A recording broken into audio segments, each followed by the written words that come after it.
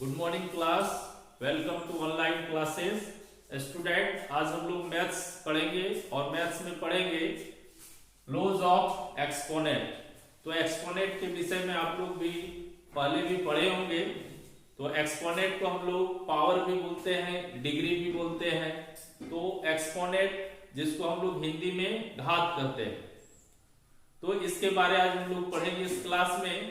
तो आप पॉलिनोमियल्स पढ़े होंगे, तो पॉलिनोमियल्स में डिग्री और एक्सपोनेंट के बारे में आपने पढ़ा होगा। और जो रेशनल नंबर है उसमें भी एक्सपोनेंट के बारे है। तो आज हम लोग लॉ ऑफ एक्सपोनेंट पढ़ेंगे। तो लॉ ऑफ एक्सपोनेंट जो है उसके कुछ फॉर्मूला है, तो उस फॉर्मूले पर हम लोग जो है आज चर्चा करेंगे। जैसा कि आप देख रहे हैं कि व्हाइट बोर्ड में जो है हमने कुछ फॉर्मूला लिखा है और कुछ एग्जाम्पल है। तो आज इसी रूल को, जो एक्सपोनेंट का लॉ है, इस फॉर्मूला के माध्यम से हम लोग समझेंगे। इस फॉर्मूला के माध्यम से हम लोग जानेंगे कि किस प्रकार जो है इस फॉर्मूले का यूज किया जाता है। फॉर्मूले के साथ कुछ एग्जाम्पल है जिसको हमने लिखा है, और आज उस फॉर्मूला को इस एग्जाम्पल के माध्यम से आपको समझाया जाएगा। सबसे पहले लॉ ऑफ एक्सपोनेंट्स। तो एक्सपोनेंट्स क्या है? पावर है, डिग्री है। तो डिग्री क्या होता है? जैसे कोई भी हम लोग नंबर लिखते हैं, जैसे ए लिखे और ए पर स्क्वायर लगा दिए। पावर 2 जो होता है उसको हम लोग स्क्वायर बोलते हैं। पावर 3 जो होगा उसको क्यूब बोलेंगे। तो ए पर स्क्वायर लगा देते हैं, यानी ए पर पावर 2 लगा देते हैं, या ए पर एक्सपोनेंट 2 कर देते हैं। तो ये जो होता है, जो किसी भी रेशनल नंबर के ऊपर लगाया जाता है, तो किसी भी रेशनल नंबर के ऊपर जो डिग्री लगाया जाता है उसी को हम लोग एक्सपोनेंट कहते हैं। उसी को हम लोग एक्सपोनेंट कहते हैं। मान लीजिए कोई डिजिट लेते हैं, 2 पर पावर 3 कर दिए, 2 पर पावर 3 कर दिए, तो इसको हम लोग क्या पढ़ेंगे?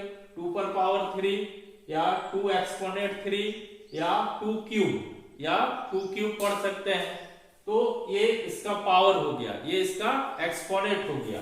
तो किसी भी डिजिट या किसी भी अलजेब्रिक नंबर पर जो हम डिग्री लगाते हैं, जो हम पावर लगाते हैं, उसी को हम लोग एक्सपोनेंट बोलते हैं। तो लॉज ऑफ एक्सपोनेंट। तो लॉज ऑफ एक्सपोनेंट में क्या है? तो हमारा पहला लॉज जो है, जो आपको यहां बोर्ड में है, ए पर पावर m इंटू ए पर power n is equal to a पर पावर m प्लस n। तो यहां पर ध्यान देंगे कि a जो होता है, a ग्रेटर देन 0 होता है और b ग्रेटर देन 0 होता है। और m और n जो नंबर है वो कोई भी रेशनल नंबर है, ठीक है। जो यहाँ बोर्ड पे आपको इंडिकेट कर दिया गया है कि a greater than 0 and b greater than 0। a और b जो होगा वो 0 से ग्रेटर होगा, बड़ा होगा। और m और n का जो यूज हुआ है वो m एंड ये रेशनल नंबर है। तो पहला जो हमारा फॉर्मूला है, a पर पावर m इंटू ए पर power n is equal to a पर पावर n प्लस n। तो क्या हुआ कि इसमें जोड़ना है, अगर इंटू रहे, अगर फॉर्मूले में इंटू रहे तो पावर को प्लस करना है। फॉर्मूला में इंटू रहेगा तो पावर को प्लस करना है। फॉर एग्जांपल 3 पर पावर 3/4 इंटू 3 पर पावर 1/4। तो इस फॉर्मूले के अकॉर्डिंग चलेंगे तो दोनों जगह a था, तो यहाँ a का सिलेक्शन किया गया। तो उसी प्रकार यहाँ नंबर 3 है, तो उसमें से कोई एक नंबर हम लोग सिलेक्शन करेंगे। तो नंबर 3 यहां पर लेते हैं। और फॉर्मूला क्या करता है कि m प्लस n, जो भी रेशनल नंबर पावर में है उसको प्लस करना है। तो इसी प्रकार यहाँ 3 पर पावर क्या है? 3/4 और प्लस 3 पर पावर 1/4, ऐसा आप लिखेंगे। तो 3 पर पावर 3/4 प्लस 1 पर 1 अपॉन या 1 पावर 1/4 हो गया। तो अब यहाँ क्या है कि एक फ्रैक्शनल ऐड हो गया, ये फ्रैक्शनल ऐड हो गया। तो जब इसको सॉल्व करेंगे तो हम लोग जो डिनोमिनेटर है उसका एलसीएम करेंगे। इज इक्वल टू अगर लिखते हैं तो ये 3 का 3 होगा और ये 4 का हम लोग एलसीएम लेंगे। 4 का एलसीएम क्या होगा 4। जब सेम डिजिट रहता है तो उसका एलसीएम वही होता है।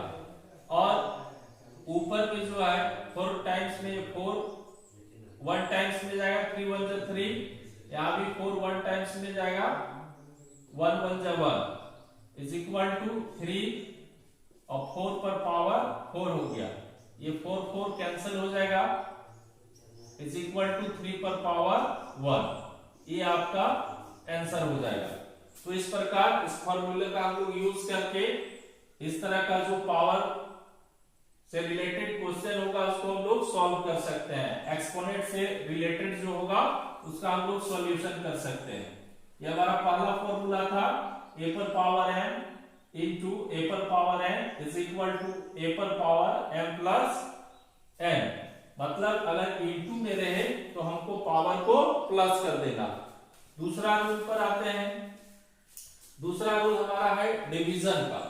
a पर पावर m अपॉन a पर पावर n।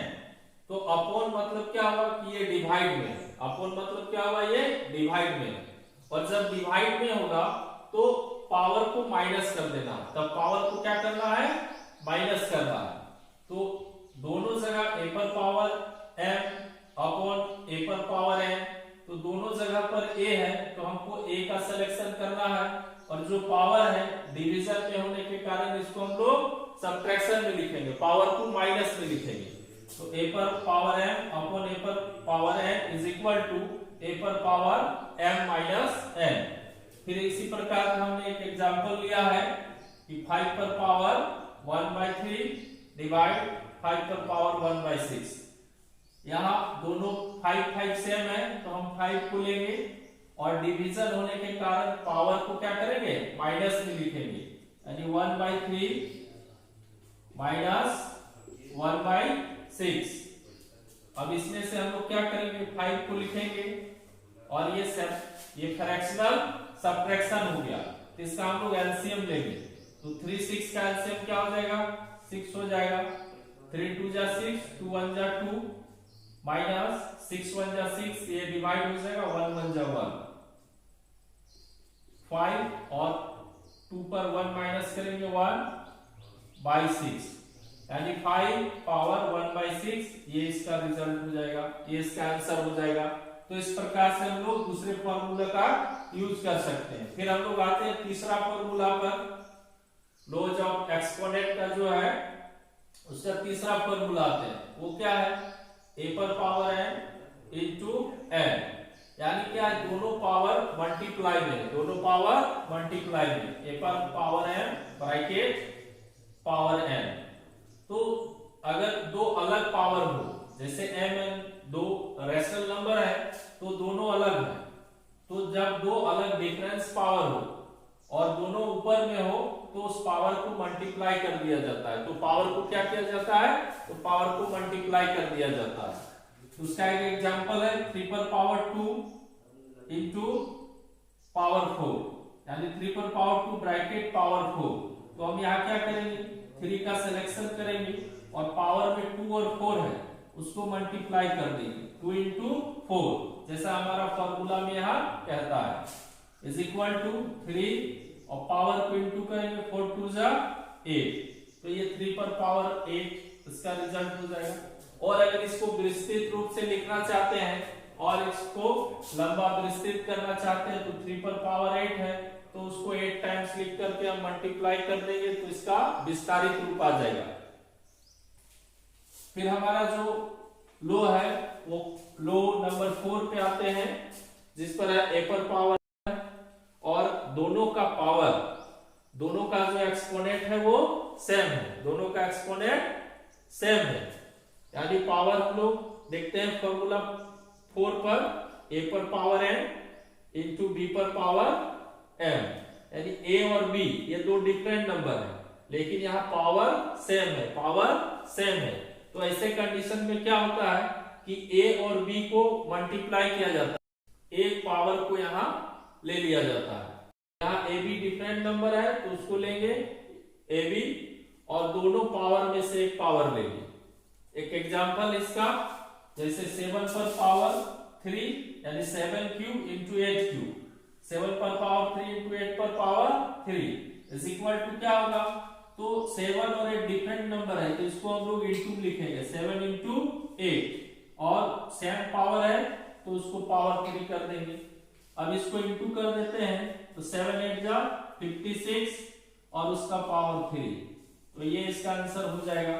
तो इस तरह से हम लोग फॉर्मूला नंबर 4 से एक्सपोनेंट निकाल सकते हैं इसका।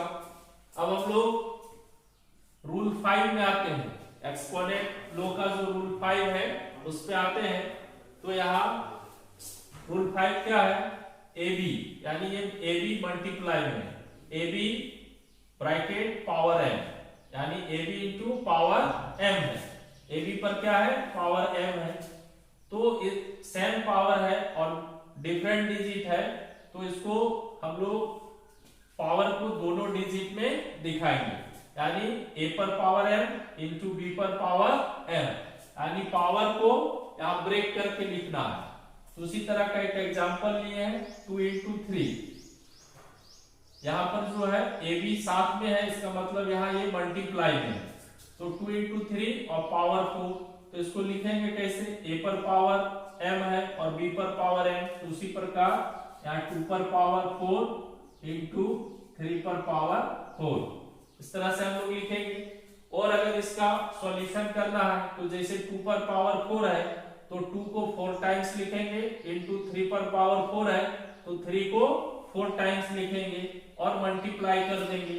तो मल्टीप्लाई करने से क्या होगा, इसका जो विस्तृत आंसर होगा, इसका जो फाइनल आंसर होगा वो हमको मिल जाएगा।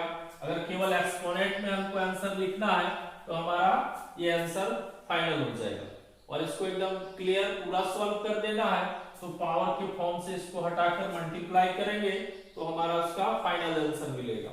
फिर हम लोग रूल 6 में चलते हैं, जिसमें क्या है, a upon b bracket power m, a upon b bracket power m, तो क्या है, ए बी पावर m, ऐसा भी पढ़ सकते हैं, इज इक्वल टू ए पर पावर m अपॉन बी पर पावर m। अब क्या है कि यहाँ मल्टीप्लाई में था और डिफरेंट डिजिट था तो पावर को अलग अलग लिखी।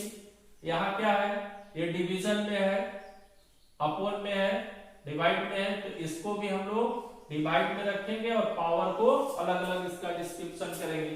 तो 2/5 है और इसका पावर, इसका एक्सपोनेंट 3 है, तो एक बार ये 2 के साथ पावर 3 होगा और एक बार 5 के साथ पावर 3 होगा, और इस तरह से एक्सपोनेंट में ये इसका आंसर हो जाएगा।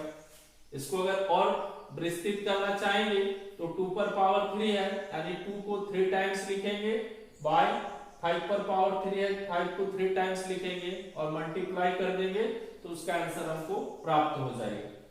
फिर रूल नंबर हम लोग 7 में आते हैं, तो 7 रूल में क्या कहता है, a पर पावर माइनस n, a पर power minus n is equal to 1 upon a पर पावर n। तो यहाँ क्या है, माइनस का चिन्ह बदलने के लिए यहाँ 1 रखा गया, ये माइनस को हटा उसके बदला यहाँ 1 आ गया, उसके जगह पर जो है 1 आ गया, तो 1 बाय a पर पावर n, और a पर पावर n जो था वो a के साथ ही है, ये केवल माइनस हटा उसके जगह पर क्या हुआ, हमारा न्यूमरेटर जो है 1 हो गया। तो इसी तरह का एक एग्जांपल है 5 पर पावर माइनस 3, तो इसको क्या लिखेंगे, माइनस हटेगा उसके लिए 1 हो गया, और ये 5 पर पावर 3 है तो नीचे चला जाएगा, ये 5 पर पावर 3, एक्सपोनेंट में हमारा ये आंसर हो जाएगा। इसी को और बढ़ाकर लिखेंगे तो ऊपर में 1 अपॉन 5 पर पावर 3 है, यानी 5 इंटू 5 इंटू 5, 5 5 से 25, 25 को 5 से करेंगे 125, और इसको 1 बाई 125 भी लिख सकते हैं। तो इस प्रकार उसका आंसर होगा। अगर एक्सपोनेंट में होगा तो यहाँ आंसर होगा, और उसका डिस्क्रिप्शन होगा तो 1 अपॉन 125 इसका आंसर होगा। फिर हम लोग रूल 8 में चलते हैं, जो एक्सपोनेंट का रूल 8 है, वो a पर पावर 0 इज इक्वल टू 1 है। अगर किसी भी डिजिट का पावर 0 होगा तो उसका वैल्यू 1 हो जाता है, तो उसका वैल्यू 1 हो जाता है। तो a पर पावर 0 इज इक्वल टू 1 है, उसी का एक एग्जांपल है 3 पर पावर 0 लिए इज इक्वल टू, इसका वैल्यू कितना हो जाएगा 1 होगा according to exponent rule. According to exponent rule, exponent rule के अनुसार क्या होगा कि किसी भी डिजिट का अगर पावर 0 हो तो उसका वैल्यू 1 होता है। तो लॉज ऑफ एक्सपोनेंट में ये और 8 रूल्स जो है आज आपको बताया गया है।